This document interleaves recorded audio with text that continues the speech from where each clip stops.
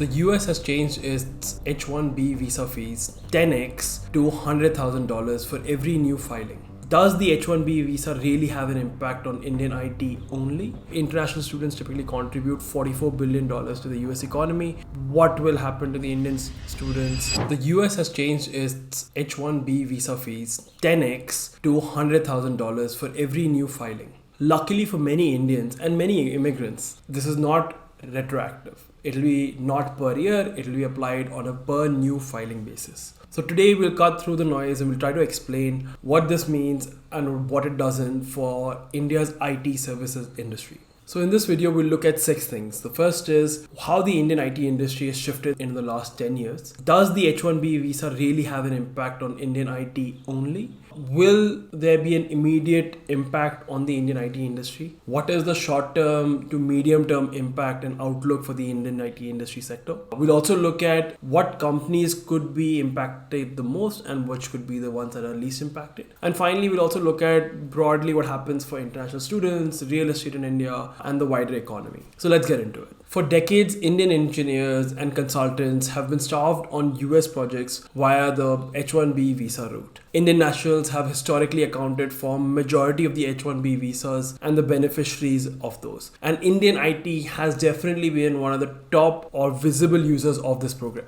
The new policy that the Trump administration has launched reframes this on-site equation by making new positions very expensive for companies while leaving the existing and visa applications intact. This is a future-looking or a prospective-looking feature that ensures that the IT industry and the wider industry that are impacted by this have time to adapt. Offshoring within the IT industry space has risen materially over the COVID period as both clients and even regulators have become more comfortable with distributed delivery at scale. And we can see this in the graph below. The new fees accelerates this trend, which means that there'll be fewer fresh H-1B applications, which means there is more scope for offshore execution of IT-related work, which also means that there could be more direct US hiring where, potentially on-ground presence is quite important. The industry itself doesn't need to really invent the new model for this. It's actually just has to rebalance and doing it a little faster than what it's been doing.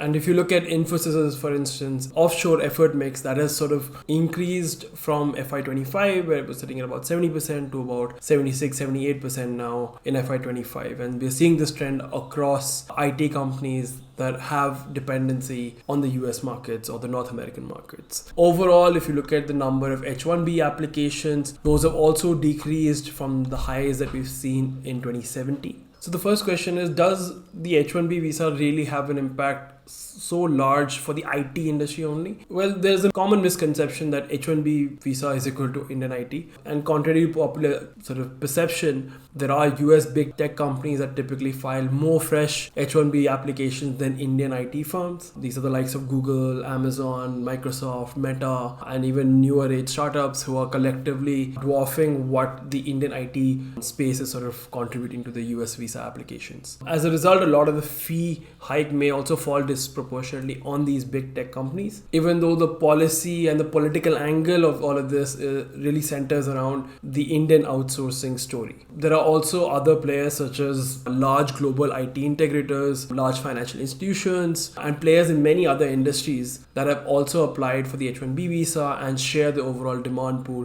which is much bigger than what the Indian IT sector is sort of contributing to it. So let's look at the immediate operational impact on the Indian IT. Well, in the next few quarters, the operational impact is actually quite limited. You might be thinking why? Well, the filing window for FY26 has already been done. The first practical shocks of this policy should be landing in the FY27 petition cycle, which is when firms will typically decide whether they should file for new cases at the higher costs or if they want to start offshoring or hiring locally. Currently, the on-site teams which have valid visa can continue working, they can go on with their lives tied to these existing approvals approvals that are in place. The near-term work is sort of where the reforecasting of workforce is going to happen rather than fully cancelling of projects, right? Now, what can the IT industry expect in the medium term? Well, there are typically two scenarios that we're seeing here. One is that they maintain the on-site levels. So there's the replacement of the expiring visas with new petitions, and there's an absorbing of these fees. Naturally, for Indian IT companies, this would mean that there would be an increase in their margins,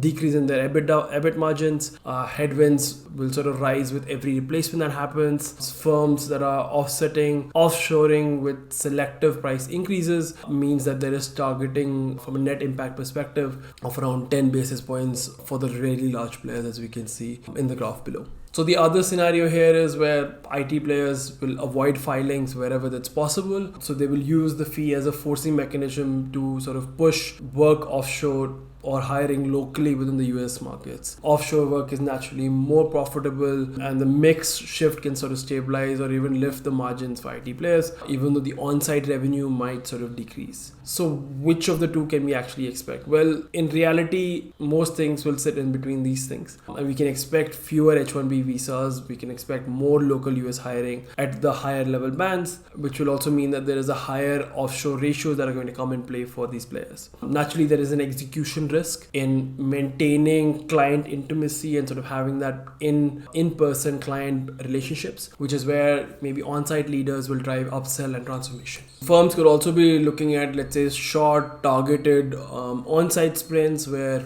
there could be solutioning coming from Indian players where the senior leaders will sort of travel rather than sit directly on-site in US. So which IT companies will face the most impact, or which can come out of this profitably? Well, let's look at the large caps. In this case, typically your likes of Infosys, TCS, HCL. These are the ones that are better positioned. They have larger scale, they have better brand recognition, they have lower exposure to North American markets. They also have diversified talent pool, which means they can easily transition to offshore heavy models, and they also possess those sort of very deep client relationships, which makes it easier for them to sort of renegotiate any pricing terms that come up. The second layer is your mid-cap companies, where companies, let's say like Mphasis, LTIMindtree, these are the ones that are typically more exposed. They have less bargaining power, they have narrow delivery footprints, they have higher revenue exposure to North American and US markets, so they may feel significantly higher pain from the disruption of on-site revenues for these players. Finally, you have players which are in the R&D space, the engineering firms, the likes of your Tata Elxsis, LTTS, etc. These could be the ones that are least affected, primarily because one, they have significantly lower share of North American revenues, but also because their work is less dependent on being onshore, right? So it's not a very visa heavy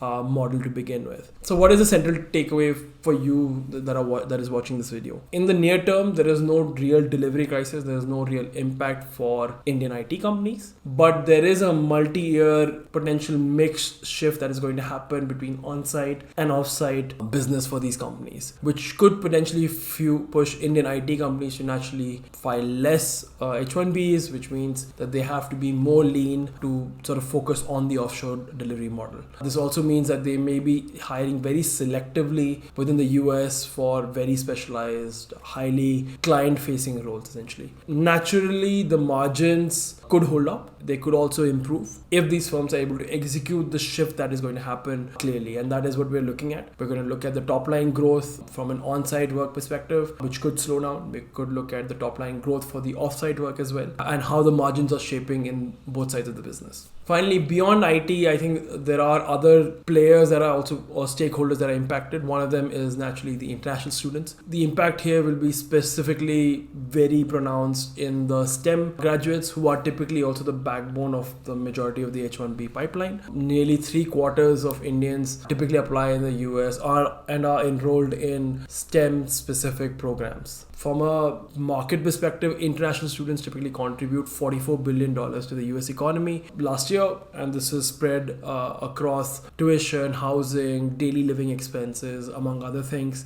And Indians are typically one of the larger spenders as a group in this sector. So What will happen to the Indian students? Will they continue spending? Will that shift happen? That's something we have to sort of wait and watch.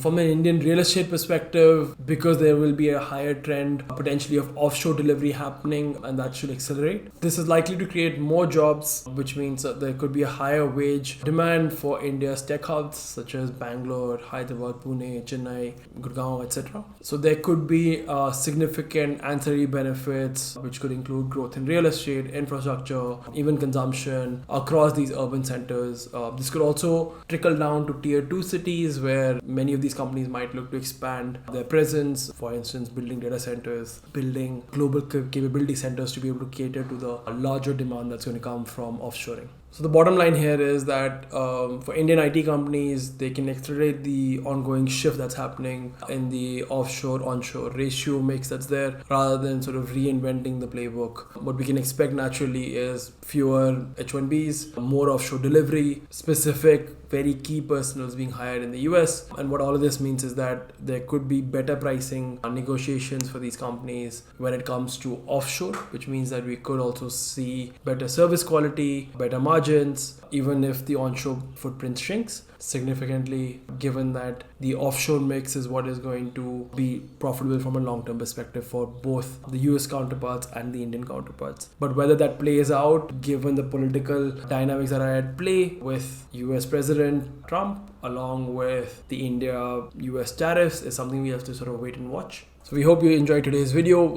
If you did, do let us know in the comments what more we could be doing here and what other topics you want us to cover. Thank you so much for watching. Happy investing. Investment in securities market are subject to market risks. Read all the related documents carefully before investing.